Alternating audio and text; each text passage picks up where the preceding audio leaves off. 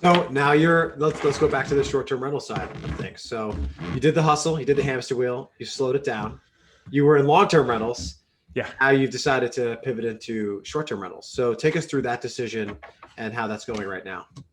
Yeah. So that was kind of two transformations there. So when I started Green Vet Homes in 2016, I just found out about this voucher program that provides a voucher similar to a Section 8 voucher to homeless veterans.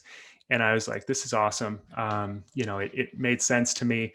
And being a veteran myself, I was like, I felt like I would have the rapport with the homeless vets, and I wanted to get involved. So I found out everything I possibly could about it, kind of built my business around it. So I started buying, rehabbing, renting, and refinancing properties specifically for homeless vets in this program. So I met the woman who runs it in Chicago, or in Cook County, right outside of Chicago, in all the suburbs around Chicago where I was buying. And basically I would let her know, I just found a house. It's a 3-bedroom. I'm fully renovating it. I'll need, it'll be ready for a veteran who has a 3-bedroom voucher in the next 4 months, 3 months, whatever.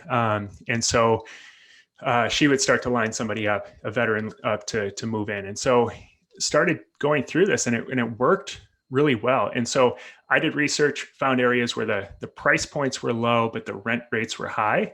And I looked at a spreadsheet and I was like, all right, if I have no overhead, I'm not going to get an office. Kind of like you said, everything's going to be virtual.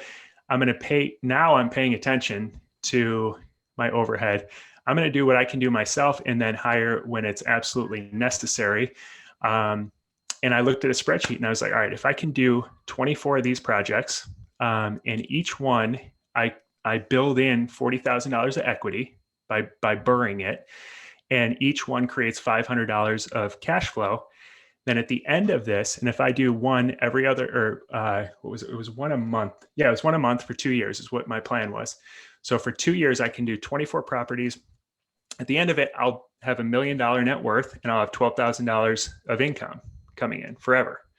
And so it was very like elementary math. It was just like, but I was like, this is my plan. And I'm not going to take on any overhead along the way. So started doing that. And about 2 years later, I had 26 units, and one of them was an 11-unit apartment. So it wasn't exactly how I had planned it out with single family homes, but it was basically right there. But it was very sporadic, and it was very management intensive. And so I tried to find managers, but with it being vouchers, it was very management intensive. So at the same time, I was moving over to Northwest Indiana, which is an area where it doesn't work as well. There's just not the demand, and the payment is much lower. And so I wanted to find something else that provided really high cash flow, and was still, I could still be accumulating assets with the same type of, low price point to high cash flow. And so that's when I got into short-term rentals.